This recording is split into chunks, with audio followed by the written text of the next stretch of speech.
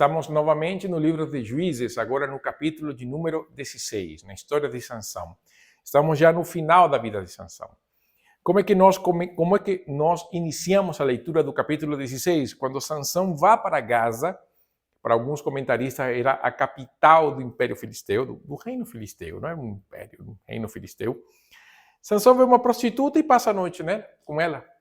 Novamente, Sansão, sendo levado pelos seus impulsos, ele vai ter sexo com uma prostituta na cidade de Gaza, a mesma Gaza dos dias de hoje. Ali, então, os gazitas falaram que Sansão entrou ali, cercaram a cidade, fizeram a guarda, é claro que as portas estavam fechadas, eles só sabiam que não ia para lugar nenhum, possivelmente foram deitar e dormir.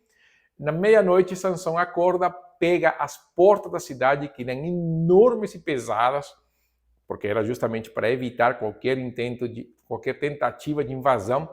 Ele tira as portas da cidade com os marcos ferrolhos, leva então para o Monte Hebron, que está a 80 quilômetros dali, e as coloca dessa maneira. Então a cidade de Gaza ficou completamente desamparada, porque suas portas ficaram nem sequer abertas, ficaram deslocadas 80 quilômetros naquela época, sem carro. E ali ele vai para o Vale de Soreque e se apaixona por uma mulher. Aliás, a mulher era do Vale de Soreque, chamada Dalila. Nós não sabemos ao certo se Dalila era filisteia ou israelita. Não sabemos ao certo. Parece que era filisteia por causa das circunstâncias, mas não dá como bater o martelo de uma maneira forte nesse ponto. O que nós sabemos é o seguinte: se você lembra a esposa de Sansão, ela foi coagida para revelar o enigma de Sansão, e eles usaram justamente ameaças de morte para que ela pudesse falar com Sansão.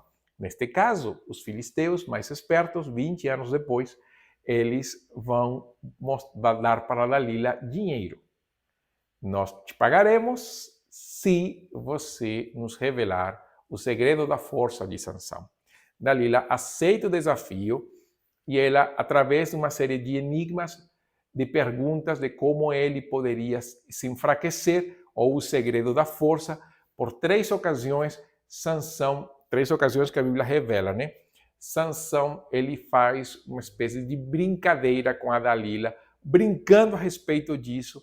Só que o texto vai mostrar que, de uma maneira devagar, o espírito de Sansão vai ficando fraco. E nós vemos isso já que está no verso 16, quando fala assim: visto que ela o importunava todos os dias com suas palavras, cansou-o tanto que a alma dele se angustiou até a morte. E ali ele fala justamente sobre a sua consagração a Deus, sobre os cabelos que nunca foram cortados, e como, sendo cortados os cabelos dele, ele seria igual a outro ser humano. Dalila, sabendo que ele tinha falado a verdade, fala com os filisteus, ele dorme, corta um cabelo dele, ela invoca os filisteus. Sansão achou que a coisa ia ser normal, ele não tinha reparado que cortaram o cabelo dele, não sei como ele não reparou, sendo o cabelo dele bem compridão, né? Ele foi pego, furaram os olhos, foi levado preso para a cidade de Gaza, para ele então debulhar o trigo como se fosse um animal. E nesse momento, é claro que pagaram Dalila não interessa mais na história, Dalila cumpriu seu propósito satânico, e o verso 22 é muito interessante porque o cabelo da sua cabeça começou a crescer de novo, logo depois de rapado, ali girando um moinho no cárcere. Logo após, todo mundo queria fazer uma festa de um grande sacrifício a Dagom, porque a queda de Sansão trouxe glória a Dagom e desprezo ao nome do Senhor.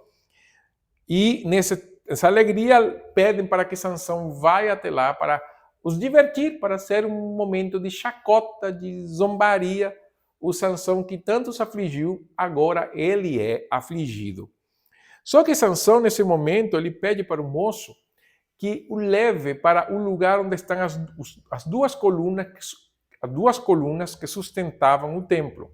Até hoje, arqueólogos têm descoberto que os templos filisteus tinham duas colunas, mais ou menos 2 metros 10, 2 metros e 40 de distância entre elas, suficiente para uma pessoa de certo comprimento se apoiar.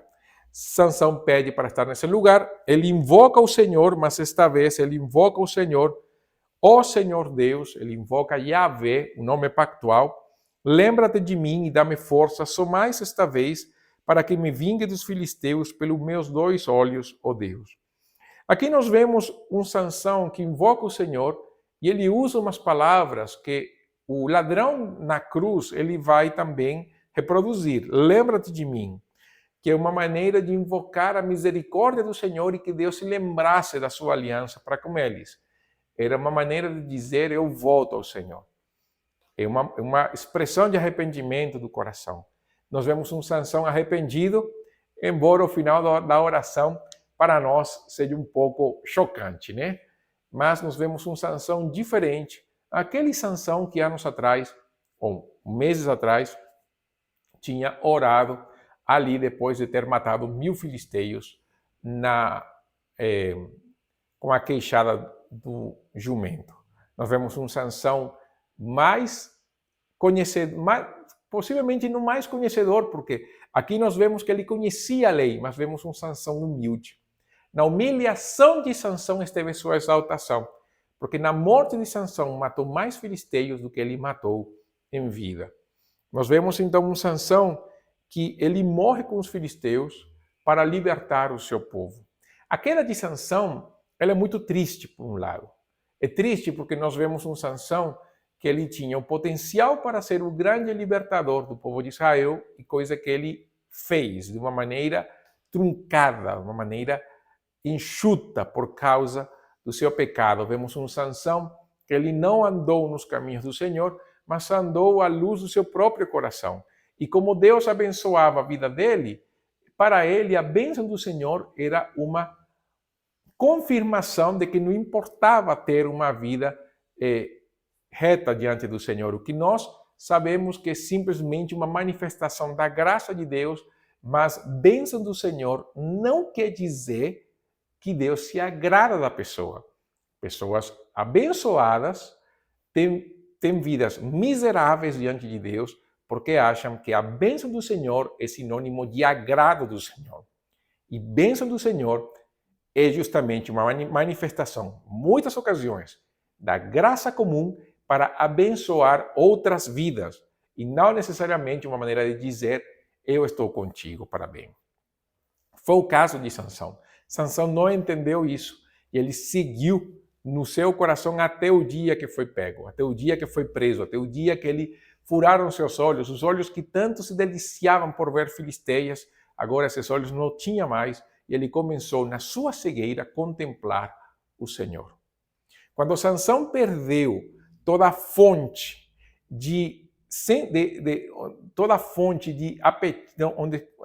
toda a fonte que saciava o apetite sensorial dele, ele começou a olhar para o alto e invocar o nome do Senhor. E nós vemos na queda final, na morte de Sansão, a sua maior exaltação. E nesse ponto ele tem alguns pontos de contraste, pontos de comparação com Cristo. Traído, levado a pessoas não israelitas, morre com pessoas não israelitas e a sua morte é libertação para seu povo. Nós vemos isso, é claro, nós vamos pensar, Sansão não é Jesus, é claro, mas quando nós pensamos dessa maneira e quando nós entendemos porque Sansão está na lista de Hebreus 11, entendemos que Sansão está nessa lista pelo fim da história dele, porque ele voltou para o Senhor, não por aquilo que ele fez a favor dos israelitas, mas aquilo que Deus fez no coração dele através da sua queda. Então ali nós vemos essa diferença marcante de Sansão. E nós vemos esse contraste maravilhoso que nos leva a pensar na misericórdia estendida do Senhor sobre cada um de nós.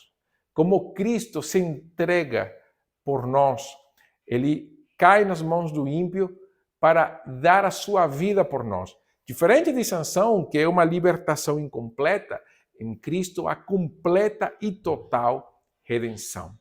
Então, Sansão termina de uma maneira boa, no sentido de que Sansão nos mostra que no final a vitória, a salvação pertence ao Senhor. Esse é o fim da história de Sansão, mas não do livro dos Juízes. Nós vamos entrar nos últimos capítulos, desde o capítulo 17 até o capítulo 21, onde nós basicamente teremos histórias que não serão muito agradáveis de ouvir, mas que são necessárias para mostrar o verdadeiro estado de decadência do povo de Israel. Se até aqui nós pensamos que a decadência do povo de Israel era maiúsculo, espera as próximas histórias, porque nós veremos histórias ainda mais tristes, mas mesmo assim nós veremos a misericórdia do Senhor no meio do seu povo. Esse foi o capítulo 16 do livro de Juízes. Aguarde então os próximos estudos. Até então.